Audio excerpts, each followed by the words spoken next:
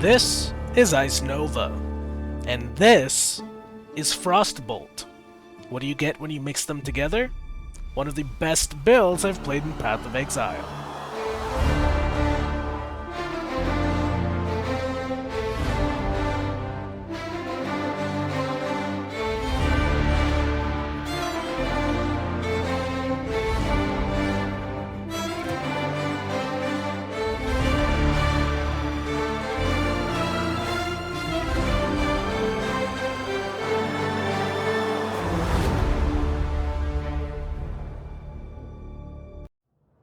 Alright, welcome everybody, I hope you enjoyed that intro. In this video I'll show you how to set up the Ice Nova of Frostbolts Archmage Hierophant.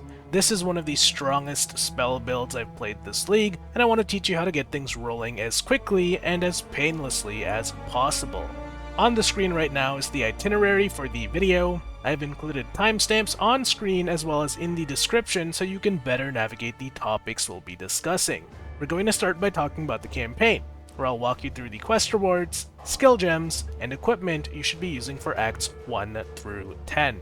Then, we'll do a point-by-point analysis of the passive skill tree that you should be using for the early game. After that, we'll talk about how to make the currency you need to acquire the Ice Nova of Frostbolts skill gem.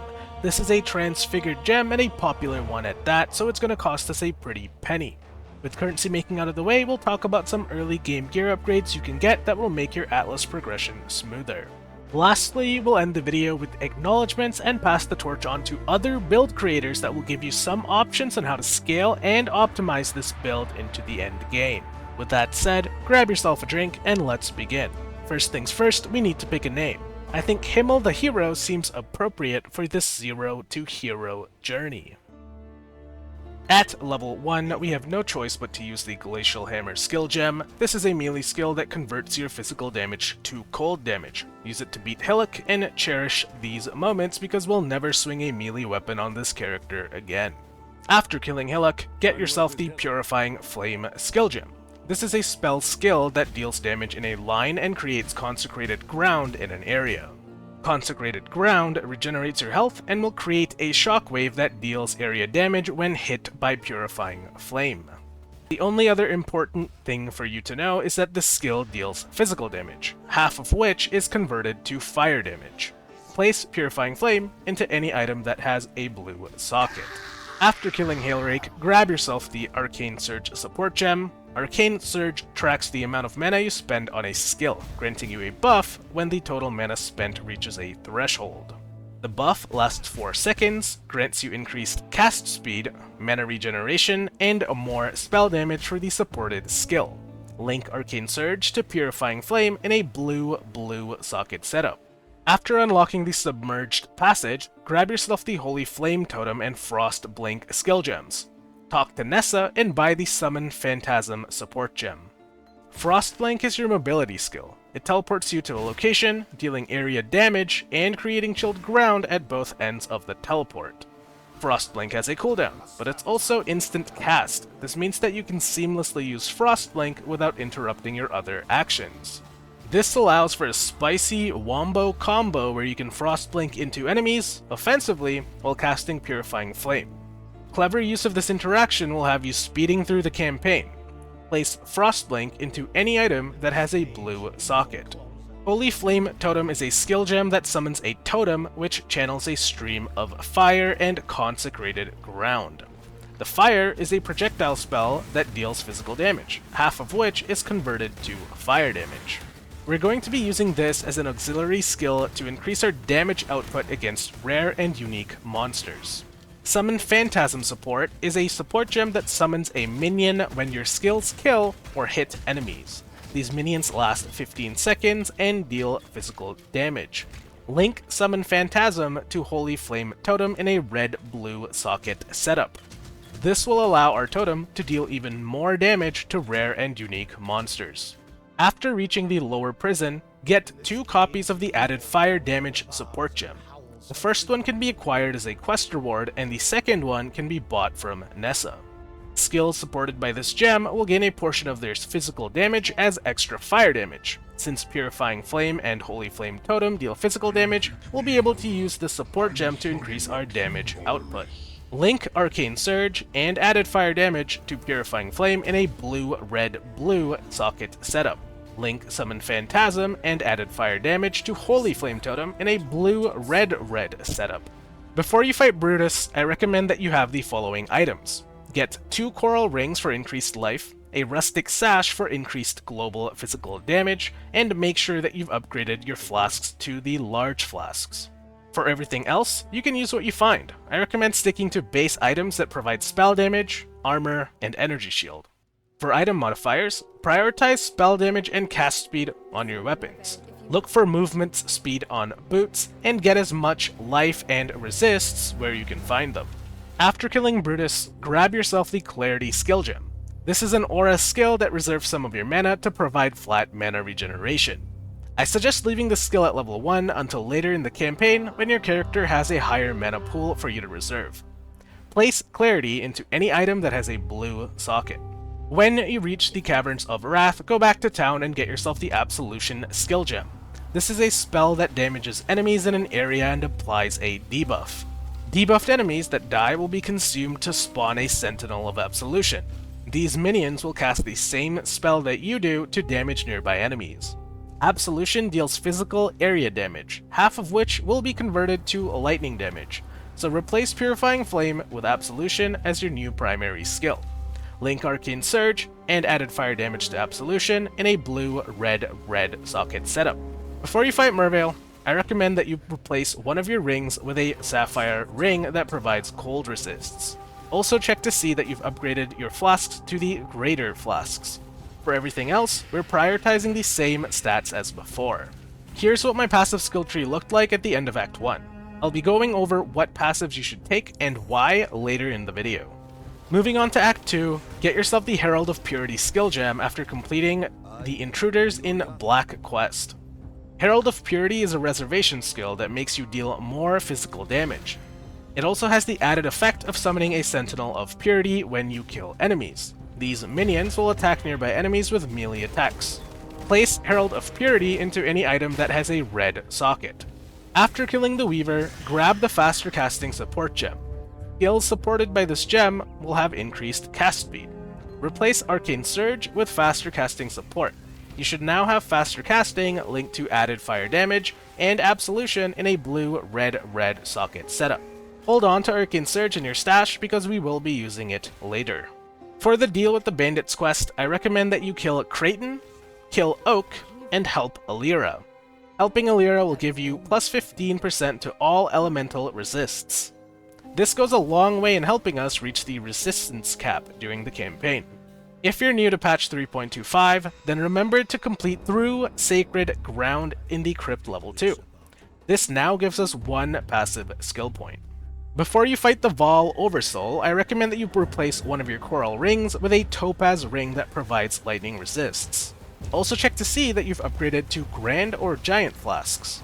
For everything else, we're prioritizing the same stats as before. Here's what my passive skill tree looked like at the end of Act 2. Moving on to Act 3, get yourself the Punishment skill gem after completion of the Lost in Love quest. Punishment is a hex that debuffs enemies. Debuffed enemies take increased damage while they're below 50% life. We're going to use this skill on rare and unique enemies when they reach low life. Place Punishment into any item that has a red socket. Now that we're in Act 3, it's time to start keeping an eye out for 2 stone rings that provide a mix of elemental resists. Moving forward, we're going to want at least 50% for our cold, fire, and lightning resists. After killing Gravicius, acquire and set aside the Firestorm skill gem. I'm going to explain to you what this does in just a few moments. Complete the Fixture of Fate quest and grab yourself the following support gems: Archmage, Inspiration, Intensify, and Arrogance. You can now unequip every single gem that you've been using. Get rid of Holy Flame Totem, Absolution, Summon Phantasm support, added fire damage support, and Herald of Purity. We will be replacing these skills with a Firestorm that is linked to Archmage, Intensify, and Inspiration in a blue-red socket setup. Let's talk about what these gems do, because we'll be using this for the rest of the campaign until we can switch to Ice Nova of Frostbolts. Firestorm is a spell that rains flaming bolts, which are going to explode to deal damage in an area.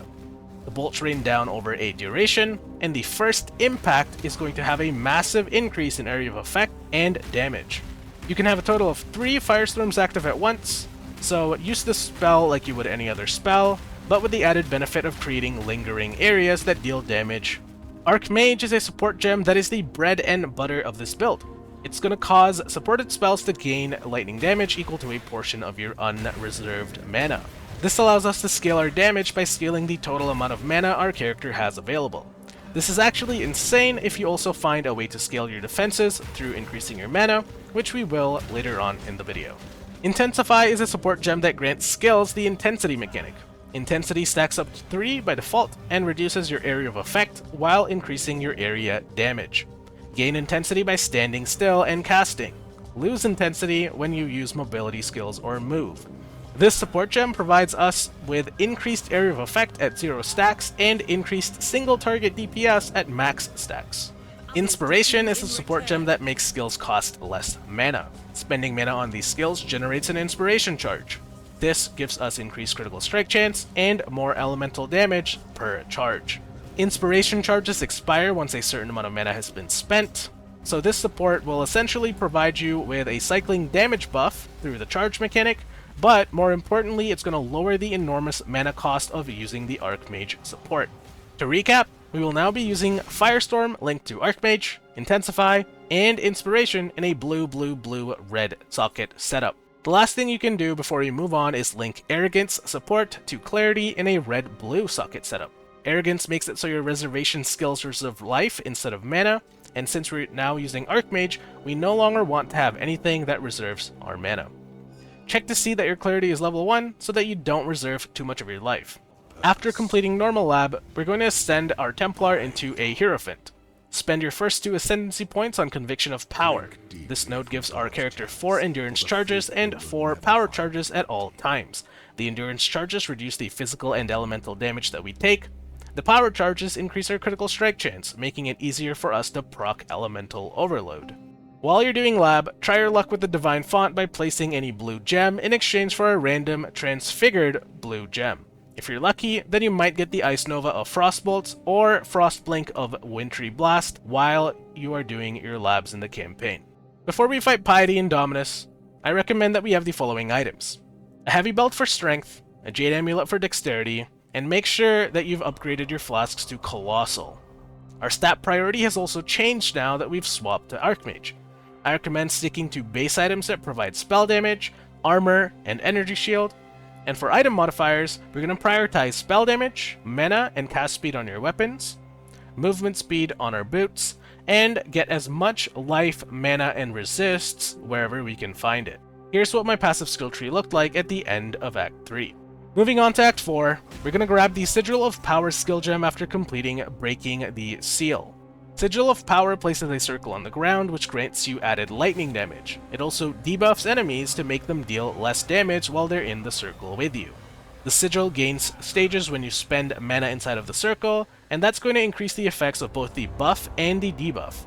We're going to be using this as our new auxiliary skill to increase our damage and survivability against rare and unique monsters. Place Sigil of Power into any item that has a blue socket. After killing Comb and Duressa, we're going to get the Spell Echo support gem and set it aside in our stash. We will be using this with Ice Nova of Frostbolts when we get it. Talk to Pederis and Vanya and purchase the Eternal Blessing and Cast When Damage Taken support gems. Then, talk to Yina in Act 2 and purchase the Arcane Cloak skill gem. Finally, talk to Clarissa in Act 3 and purchase the Determination skill gem.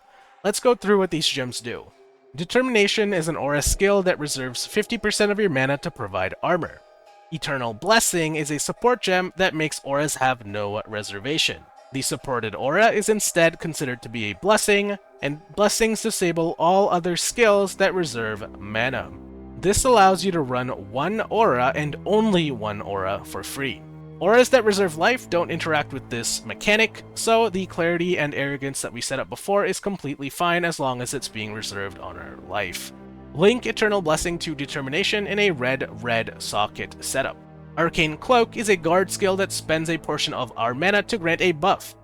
This buff grants our skills added lightning damage and absorbs some of the damage we take from hits until it is depleted. The buff has a duration as well as a cooldown, so we can't really have it up 100% of the time. It's also another button for us to press, so we're going to try and automate that using the Cast When Damage Taken support gem. Cast When Damage Taken support tracks the amount of damage we take. When the damage received reaches a threshold, supported spells are triggered. When combined with Arcane Cloak, this will automatically trigger the damage absorption buff in situations where our character is taking a lot of damage. We can also add the Arcane Surge support into this mix to get an additional buff that provides cast speed and mana regeneration. Link Cast When Damage Taken and Arcane Surge to Arcane Cloak in a red-blue-blue setup. This covers all of these skills we will be using throughout the campaign until we can swap to Ice Nova of Frostbolts. Let's do a quick recap. Our primary skill is Firestorm linked to Archmage, Intensify, and Inspiration in a 4-link blue-blue-blue-red setup. Our guard skill is Arcane Cloak linked to Cast When Damage Taken and Arcane Surge in a 3-link blue-red-blue setup. Our primary aura is Determination linked to Eternal Blessing in a 2-link red-red setup. Our secondary aura is Clarity linked to Arrogance in a 2-link blue-red setup. Our auxiliary skill is Sigil of Power placed in a blue socket. Our hex skill is Punishment placed in a red socket. And lastly, our mobility skill is Frost Blink placed in a blue socket. Here's what my passive skill tree looked like at the end of Act 4. Make sure to upgrade your flasks to Hollowed in Act 5 and Divine by Act 10. Also make sure that you have 75% cold, fire, and lightning resists moving forward. The remaining quest rewards are irrelevant, so you can take what you think you need. The stat priority for gear modifiers remains the same as it was when we swapped to Firestorm Archmage in Act 3. Some additional tips for the campaign is to have immunity to corrupting blood and bleeding on your life flask. You also want immunity to chill somewhere. I used it on my mana flask. Also consider swapping out your second Quicksilver flask for a silver flask that provides the Onslaught buff. If you feel squishy, you can also consider using the Granite flask for more armor. Last but not least, we're going to talk about our Pantheons. We'll be using the Soul of Arakali and Soul of Ralakesh when we get it for our major and minor Pantheons. Our lack of Leech early game and regeneration makes us vulnerable to damage over time. These Pantheons will help mitigate some of the damage we take from nasty bleeds, ignites, and poison effects. Let's talk about passives. We're going to start by taking as many damage nodes as possible. Path through damage and pick up Retribution. Then take Discipline and Training for life. Holy Dominion for resists and damage, and Light of Divinity for damage and critical chance. We can spend the next few points on Amplify for increased area of effect, and Precision for cast speed and dexterity. In Act 2, we're going to head away from the Templar and towards the Scion. Pick up Ash, Frost, and Storm for resists and elemental damage. Then, take Elemental Mastery, which gives you a 25% chance of inverting enemy resistances on hit. Inverted resists will make enemies take more damage instead of less damage. We're also going to take Shaper for regeneration. In Act 3, we'll head towards Constitution for life, and then travel to the Witch area to pick up Elemental Overload. This is our first Keystone passive. It's going to negate our critical strike damage multiplier and instead give us an 8-second elemental damage buff whenever we have a critical hit. We'll have swapped to Archmage by the end of Act 3, so we can now start incorporating mana into our build. Take Dreamer and Mana Mastery to reduce the mana cost of our skills. Finish Normal Lab and spend your first 2 points on Conviction of Power. I already explained this before, but it gives you endurance charges which reduce the damage you take, and power charges that increases your critical strike chance. In Act 4, we'll grab Sentinel for some armor and resists. Then take Battle Ruse and Mana Mastery for 10% of damage taken recouped as mana. Recoup makes it so that you regenerate a portion of the damage you take over 4 seconds. Make sure to grab all the little nodes in this cluster because it's got really good efficiency. After getting mana recoup, we can now pick up Mind over Matter. This is our second Keystone passive and it makes it so that a portion of the damage we take is redirected to our mana pool. With Archmage and Mind over Matter active, mana is now our primary method of scaling damage as well as survivability. That's what makes this build so good. In Act 5, we head away from the Scion and toward the Marauder to pick up Unwavering Stance. This is our third Keystone passive, and it makes it so that we can never be stunned. This build does not use evasion, so the cannot be evade clause is a small price to pay to get that stun immunity. We go back to the Templar start area to get Sanctity for armor and regeneration, followed by Righteous Decree for increased mana and reduced mana cost of skills. In Act 6, we start by grabbing Asylum for Chaos Resists. Take Protection Mastery for damaging ailments cannot be inflicted on you while you already have one. This will help us to mitigate dangerous mechanics like Poison, which we are really vulnerable to because our Chaos resistance is low. Head back to the Witch area and pick up Mental Rapidity for cast speed, then take the Caster Mastery that gives your spells +1 to max stacks of intensity. In Act 7, take Arcanist's Dominion for damage and cast speed, then take Heart and Soul for increased life and mana. Complete Cruel Lab and spend your next 2 points on Divine Guidance for increased mana, damage taken from mana before life, as well as increased spell damage. In Act 8, take Cruel Preparations for life and resists, then take Deep Thoughts for increased mana and mana regeneration. Take Mana Mastery for a 10% chance to recover 10% of your mana when you use a skill. Archmage is mana hungry, and we welcome any mana sustain we can get our hands on.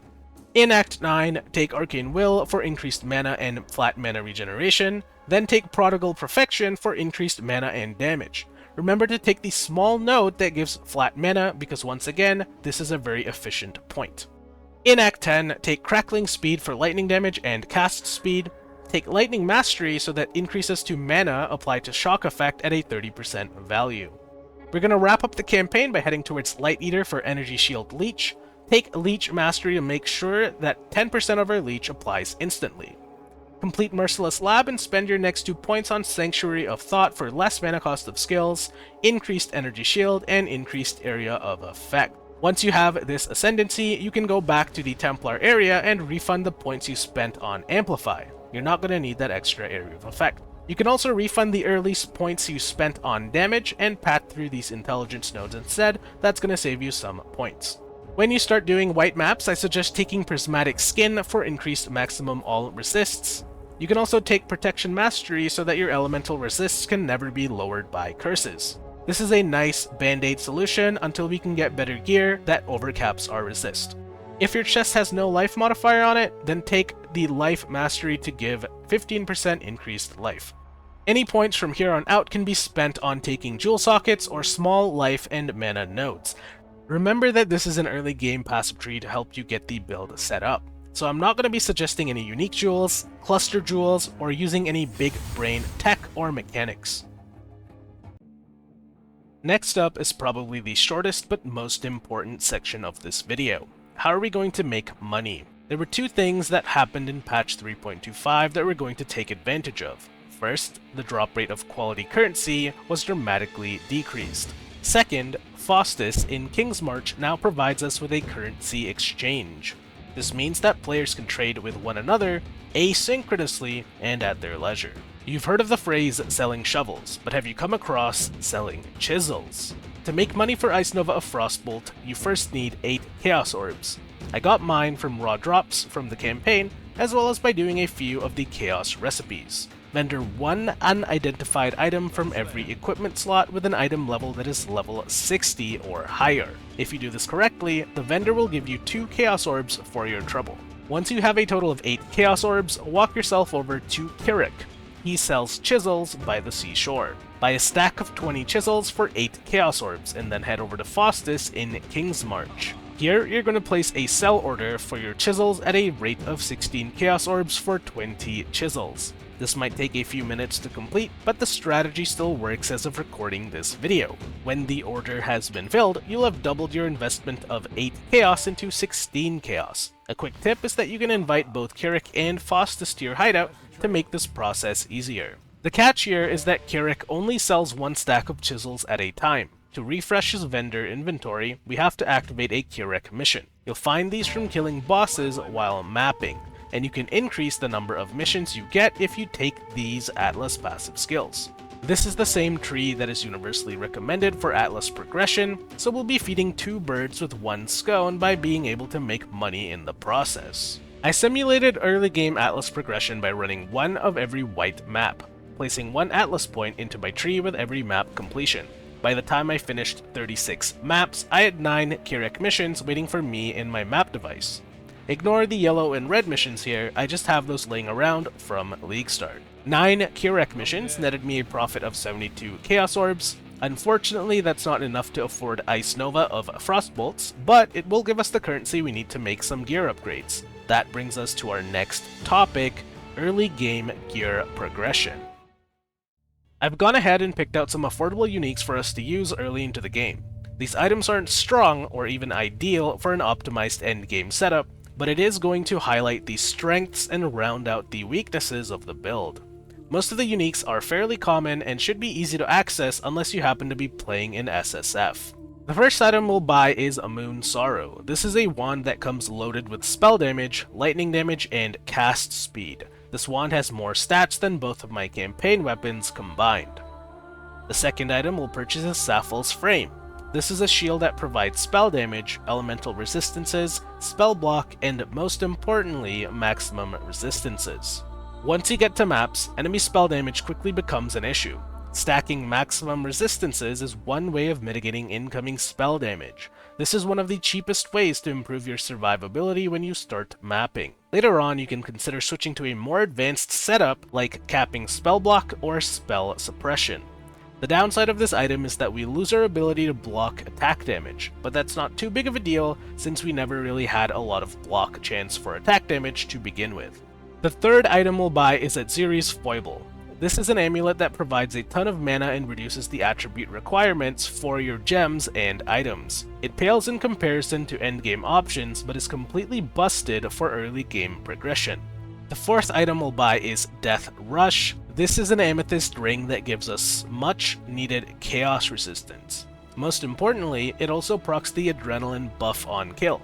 Make sure you get a copy of this ring that provides adrenaline for at least 3 seconds. Adrenaline gives you 100% increased damage, 25% increased cast attack movement speed, and 10% reduced physical damage taken.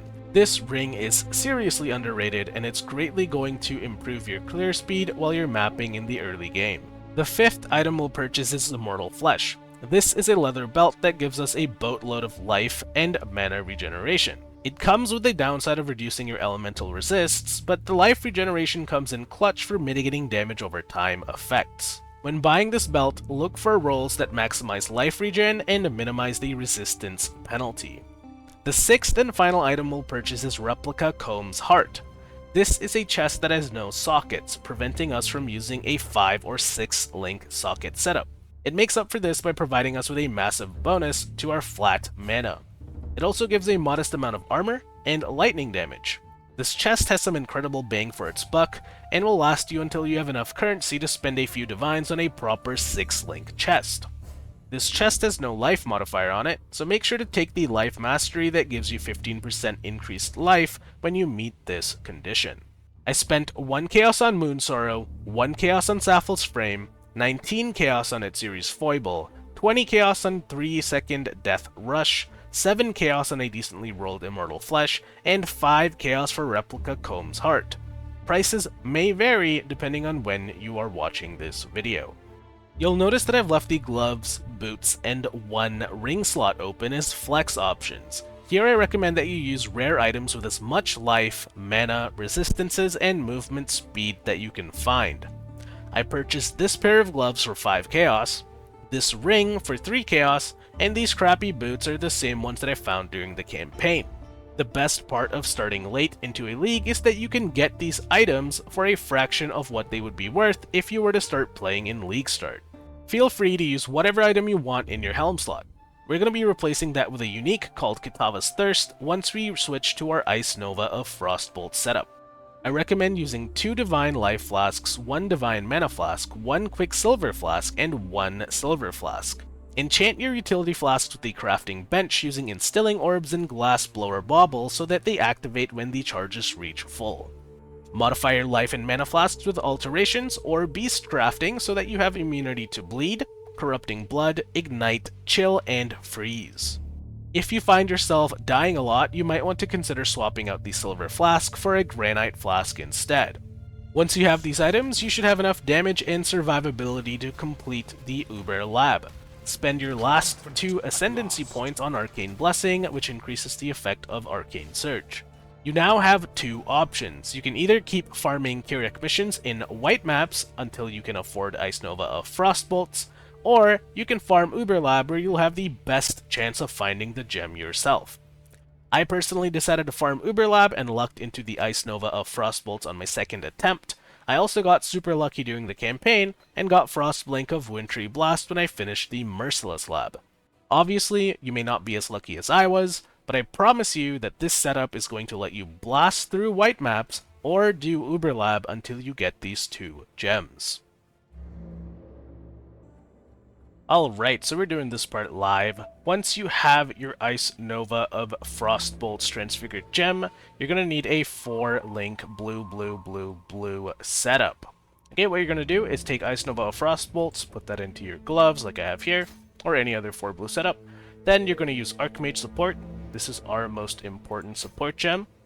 Then you're going to use the Spell Echo support. This is going to let you cast Ice Nova of Frostbolt multiple times without having to do the actual cast animation if you cast it on a Frostbolt.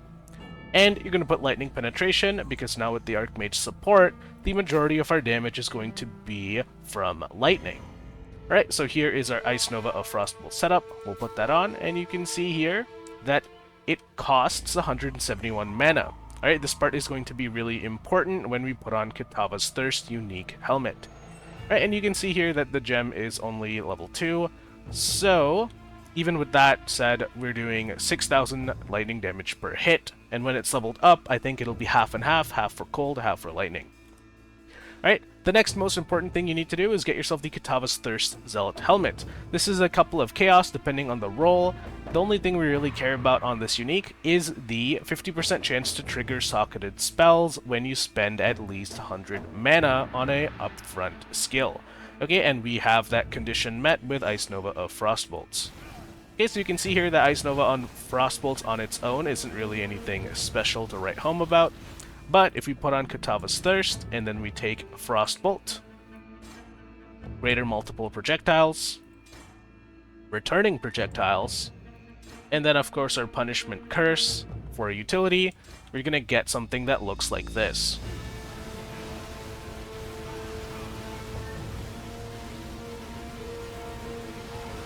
Alright, with this setup, let's take the build out for a spin.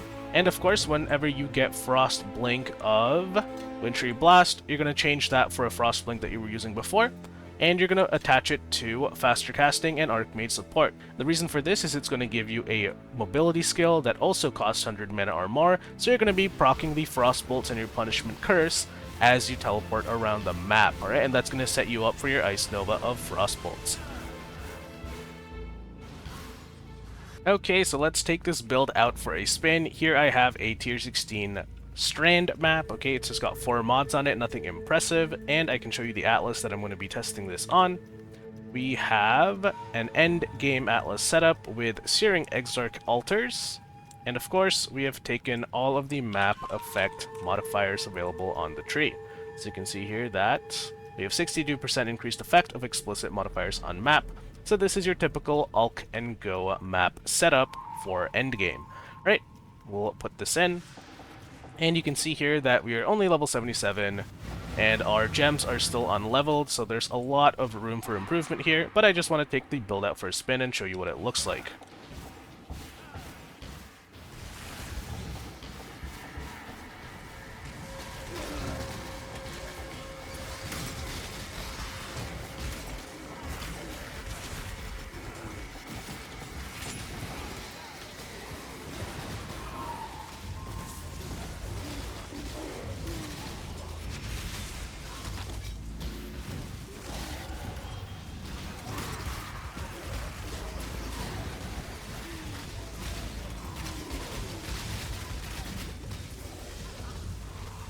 Alright, my apologies for the loot filter. I just did finish the campaign not too long ago. I haven't changed my filter yet.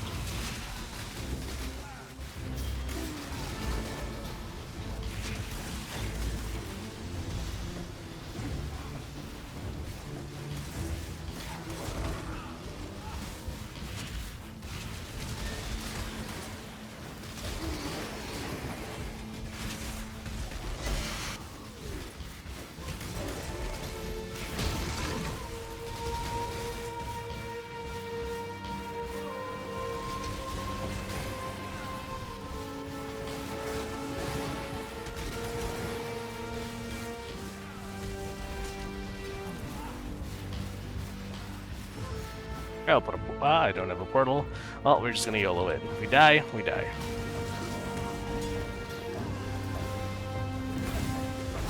Okay, what the heck? There's 4 bosses.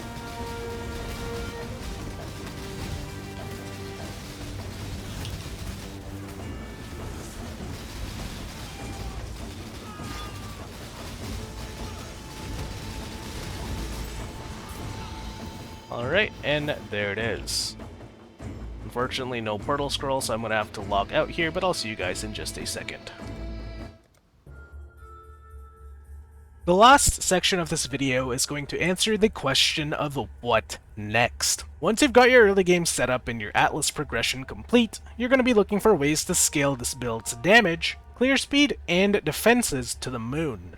I've gone ahead and picked out 4 of the most popular endgame build guides for Ice Nova of Frostbolts as of patch 3.25. Let's have a look. First, we have a defensive setup by Fusion Gaming. This variant of the build sacrifices a little bit of damage to become extremely tanky by investing into the block mechanic. This build caps both attack and spell block at 65%.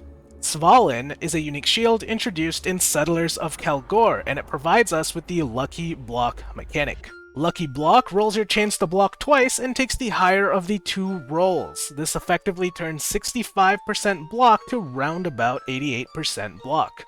Second, we have an offensive setup by Garotha. This variant of the build opts out of the quality of life features and instead goes balls to the wall with windows of power. It's kinda like driving a car on manual instead of automatic.